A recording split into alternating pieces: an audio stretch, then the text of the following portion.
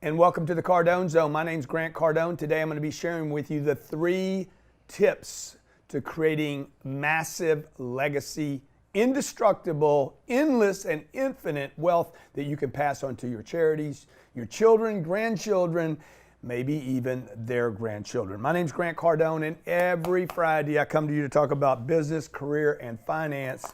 Today I want to talk to you about probably the most important thing that unfortunately is not taught in schools, and that is how to create the kind of wealth beyond prosperity, beyond just buying cars. And so what I want to do is take you to my favorite magic board, okay? I'm going to look at this. Actually, I could show you this as steps. I could show you this as a ladder. I kind of didn't like, it could be more like a ladder, like you use a ladder in life to go up something, right? But I draw bad ladders. I draw terrible steps, even though these could be steps. And we all start in the same place. My daughters, even though my daughters will inherit lots of good things, my daughters will still have to start with nothing. This is where we all start, particularly when it comes to finances, new customers, going into a new industry. But particularly today, I want to talk about money. Money. Okay? Look, we all start here, okay? The first step of this thing, if this looked like a pyramid, we're indebted. We're indebted. We borrow money. We sell our time. This would be maybe a person is laying down, by the way. You can call me up if you got a situation. You want to find out where you're at in the legacy chart. I'm going to walk you through the 7 levels, and then all I want to do is show you the 3 things you have to do to get to the top of the food chain. This is where you want to be. Okay, if King Tut, if there is a pyramid, if who's at the top of the pyramid? You want to get up at the top of the pyramid. Let's say this is the 1%. Get up there. Get up there. Quit talking about the top of the pyramid and get to the top of the pyramid. Quit hating on the 1% and become a 1%er. Get to this legacy wealth. This is where legacy wealth is indestructible forever, not just your body 80 years, but you're talking about another 80 years and another 80 years out of that, maybe another 800 years. So what do we have right here? College debt, borrow for a car, even worse than that, okay? Probably college debt and all that stuff's up here, actually, just so you know. This guy's indebted. This is the homeless person, hopeless. There's no hope here. Okay, person's laying down on the side of the road. College debt, car debt, come up here. This guy is like, I have no skills, no abilities. I'm indebted to society. I'm a slave, okay? I'm trapped. I have to go this one place all the time. I don't like my life. I have no hope. This is a hopeless person, okay? The next place you're going to go, this person decides they're going to change. They're going to go get a job. This is where your job is. Maybe still don't have an education here. I have some income, so I'm a little happier right here, but it's false hope, okay? There's a little bit of hope. This is hopeless. This is false hope. Oh, I got a job, man. I got a job, man. I got a job. Look, nobody knows you. You don't really have any skills yet. You don't know how long the job's going to last.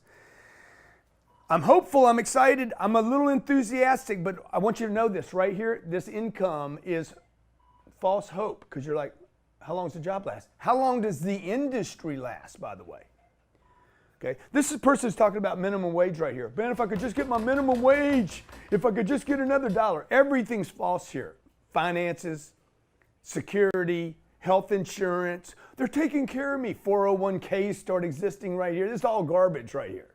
Nothing's true at this level, okay? Then we move into this. I start making a little bit of money. Maybe I'm making 40,000, 80,000, could be 120. False hope. I'm good, okay? And then we go into this, scarcity. This is where accumulation starts. I start accumulating things.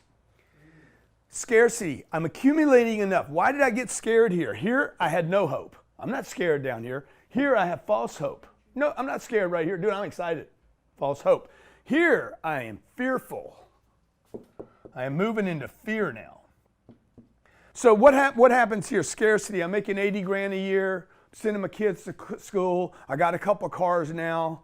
I'm trying to manage. A lot of management going on right here. Trying to manage what I have. Okay, this is the first 3 levels, and then I start improving myself. Maybe my fear helped me right here, and I'm going to move into prosperity. Prosperity is, okay, dude, now I got a BMW. I traded my cars in. I got a Beamer, sending my kids to better schools.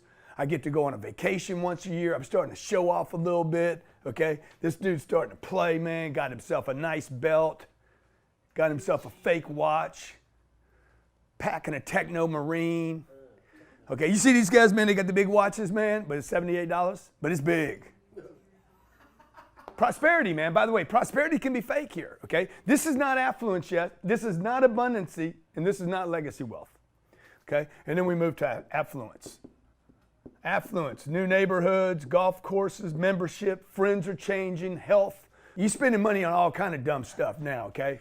Okay, you're 60, 70 years old, you're getting, this is affluence, this is show off, this is yacht money. Probably don't own anything. All these guys popping on charter jets right now. Did you see me? Selfies, getting on a jet, okay? Then we move into this stage right here, which is abundance. The cup floweth over. Dude, I'm starting to do everything right now, okay? I mean, I got multiple flows of income coming at me. This is probably the first time this starts happening, by the way. Multiple flows start happening at this abundance level. I don't work, and I still got money coming in. All right? I work on this project, but I got money coming in from this project and this project and that project. Now, the last thing that happens here is this, okay? If you do this right, very few people do it. Very few people get to this place right here. What are you just talking about? Like, I can read books all day, and I can give money away all day long. Read books all day long, do nothing. And money just is endless and continuous. I could die right here. I could lay back down and bam, money just keeps coming in. This legacy, indestructible, Walton, Gates, Buffett, Rockefeller wealth. Three things you got to do this. Three things. One, you got to know this. One, you got to know the pyramid. You need to know the steps, the ladder. Same thing on the ladder, okay? What do I have here? I got indebted. You just move right all the way up to the legacy. You got to know where you are on that ladder, on those steps. Where are you? You got to have some consciousness about where am I right now. I'll tell you where everybody's doing all the lying to themselves. It's right here. Between scarcity and affluence. These people lie to themselves constantly. I'm telling you that because I did. So you have to have a tremendous awareness about where are you really. A lot of these people think right now that they're all good. They're not. This is the middle class in America. It's very deceptive. Okay, number two, you need to create multiple flows of income. Without multiple flows of income, you cannot get to the top of the food chain. You cannot get to legacy wealth without multiple flows of income. It's impossible. It's never been done before. It does not happen. Okay? Every once in a while, somebody slips through. Not with money, though. Not with financial freedom, but with legacy. Okay? Whereas they're going to be remembered because of their contributions to society, not because of the money they had. However, if they would have had this legacy wealth, they would have been able to actually spread their word faster. Mother Teresa is a perfect example. Okay? Number three, third thing you will have to do, to get to the upper bands, you would have to invest money. Okay? The wealth here, I'll give you an example, Steve Jobs. When Steve Jobs died, where did his money come from? One place was Apple. He owned some Apple stock. But that was not the majority of his wealth. Majority of Steve Jobs' wealth when he died was from, no, iTunes is Apple. It was an investment. Pixar. He was one of the three founders of Pixar. That's where most of his wealth was, from investments. So to get to the top of the food chain, you got to get to the legacy wealth, to be able to leave your family something, which is really what everybody wants to do. Once you have the BMWs, you have the BMWs. Once you have the country club, you have the country club. Once you have the Gucci belt, you have the Gucci belt. Once you go on a yacht trip, you go on the yacht trip. Once you fly first class, well, you've done it. Even when you go out and buy your own plane, you've done it. At some point, you're going to be like, okay, now what? Now what? When do I start giving back? You're not going to give back to society until you create indestructible wealth, which is really what everybody wants to do. Everybody wants to give more and help out more and make a difference. Give me an example, okay? First of all, you got to know where you're at, guys. Okay, this guy doesn't need to do anything. He'll do it for $1. Top of the food chain, they'll do it for nothing. He'll go work for nothing. Bill Gates will go to Africa and spend his time, his energy. He'll spend money to go to Africa to give money away. But you see, at the bottom of the food chain, we're like, no, I can't do that. You're indebted, dude. Like, know where you are in the food chain. Get hustling. This person is no hope. I have no hope. You do have some hope, but you keep falling into this big band of little think. It's a big band of people that are indebted. I need to be paid. That's a form of indebtedness. Some idea that I have to be paid for my work. No, dude, you need to go do the work for free down here. Like where do you want? You want to go from indebted to income to scarcity? See, I'm worried right here. You're worried. You're probably worried about losing your time. I don't want to go there for $1. You're right here. You got to know where you're at in the pyramid every day, not just every year. Like, where am I today? Am I dealing in scarcity today? I don't have enough time. I don't have enough energy. I don't have enough friends. I can't spend that money. I can't borrow. I can't, like, scarcity. People that are scared won't borrow money. Why wouldn't I borrow money, man? People at the top will borrow money. See, that's why you need to know. See, if you won't borrow money, it's because you're not confident you can pay it back, right? You're like, I don't want the interest. Why? Because you're not confident, you're in fear, you're hopeless or without hope, okay? You don't believe in yourself yet. That's the only people. Dave Ramsey tells you not to borrow money. Why not? You don't plan on paying it back? You can't pay it back? You're not going to produce tomorrow? Okay? Those of you that have a lot of cash in the bank, you got cash sitting in the bank. Where does that put you on this chart? Put you in here. I'm saving for a rainy day. Guess what? It will rain on you even if it's sunshine.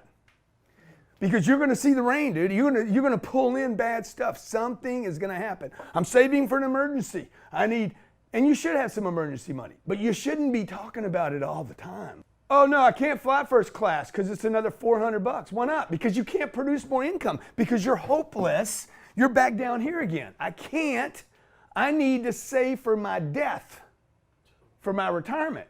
Do you understand that person's now back indebted? This person could have $1 million in the bank. I know people like this. I've been like this. Could have $1 million in the bank and still feel indebted and can't move. I can't move. I can't move out of the state of California. I make $1 million a year, but I can't move from California because my mama lives down the street. I'm indebted to that location. Dude, if you were up here, you'd move you and your mama. You would be able to move you, your mom, and everything over to another place, okay? I can't move my kids because they're going to a good school. Good. Put them in a better school. But you see, you're indebted to that school. Do you understand? Like, this is an emotional, it's mental, and it's financial. You got to know where you are. If you don't know where you are, you can't get to the next place. How do I get my income up? You have to go through this to get to no matter who you are, man, if you're walking up a mountain, you're the only one that can do the walking. You got to walk up the mountain. You want to get in shape? My body. Oh, I'm going to go in the gym. I'm start working out. I got a little false hope in the beginning. But dude, I'm still indebted to my bad habits, my diets, don't have the right equipment, don't know how to work out. Okay, give me your script. Oh, all right, cool. So, hey, my name is Brandon. How you doing? Good, Brandon. I'm great. How you doing? I'm good. The reason for the call is because we currently offer medical transportation to facilities similar to yours, and by doing so, we've been able to increase occupancy rates by 30%, and we're looking to expand into your area. But to be sure I'm not wasting your time, what do you all currently do for medical transportation? Okay, so this is what I would do with this, okay? You're going to lose this guy right here. Okay. The first thing I would ask, I would drop the thing about how are you doing today. I would open with, hey, my name's Grant. The reason I'm calling, I don't even know if I'd introduce myself. Maybe not even introduce myself. Hey, Natalie, my name's Grant. Yeah, I probably would. The reason I'm calling is, what is it you do exactly, Brandon, again? I own a medical transportation company. Yeah. So Brandon, the reason I'm calling is I'm in the medical transportation business. Is that what he said? And the reason I'm calling you is because I'm doing a free analysis for one of your competitors, and I'm in your neighborhood. I'm literally in front of your office in the next. Is it possible for you to be there, Brandon, in that market? Yeah, for sure. Yeah. And I'm literally in your neighborhood right now. I was wondering if I could come by and introduce myself. Okay. I don't want to tell them about what I'm doing, why I'm doing it. Dude, I just want to get in front of people. Number two, you got to create new income, guys. If you the three tips. I hope that helps, Brandon. Create income. You got to create income. If you start a new business, I got one business, I start a new business. If you don't create income from the new business, you're going to drag it out of that business. And number three, you got to invest. What do I need to invest? Extra money. Okay, Bill Gates starts with coding, builds computers, sells lots of computers. Millions and millions of computers all around the world, right? Today, he's interested in nuclear energy. Right? So he has to, he moved through the same pyramid, by the way. The same steps, the same ladder. What's up, dude? Hey, yeah. Where are you on this triangle, okay? I'm probably on the bottom. That's good, man. At least you're honest. Yeah, I mean, because I just started. I'm just 20 years old, about to be 21, so I'm just kind of testing the waters. I mean, I grew up in an entrepreneur family, so was just getting started here, too. It's awesome, man. Is there a question I can answer for you? Back in early 2018, I was selling internet, and then I just started doing that, and then it was pretty great. It was it had pretty great return and everything like that. But then a couple months after I started, a friend of mine just introduced me to this opportunity that we started. So this company that involves profit sharing with great products and great opportunity for a lot of people. So, but for me, just starting out in this business, I mean, I was trying to figure out how to get started and how to gain more partners and how to reach out to a lot of people, and then how to also get customers and stuff like that. What would be your Dude, first thing you got to do, bro, because you're an honest dude, I got to give it to you honest. You got to figure out how to get to the point faster. Okay? You got to learn how to communicate. So the best thing I can do for people is give them the truth and without sugarcoating the whole deal. You got to learn how to get to the point, because what happens is when you start rambling, when you get in front of somebody, you need to know, what are you going to ask them? Okay? What are you going to ask them? How, because people have time problems. It's real. It's real. The person that you're trying to get to a meeting, maybe, okay? You're trying to get them to a network marketing meeting. Single mother, 2 kids, a job. She's down here, man. She's worried about time, indebted.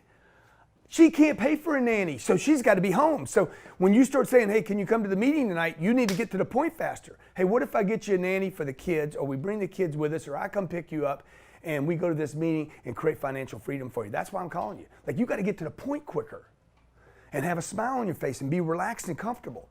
Y'all got to get to the point faster. Otherwise, you're going to waste time and you're going to stay in these lower bands. Okay? Bill Gates is going to get to the point quick. He's going to call the right people, know they're qualified, get to the point quick, and he'll protect his legacy. I want to help you go from being indebted like I was at 20 to income and scarcity from 25 to 45. By the way, I lived in this band right here. This band was all fear. No matter how much money I had, I lived in this band until I became aware of affluence, abundance,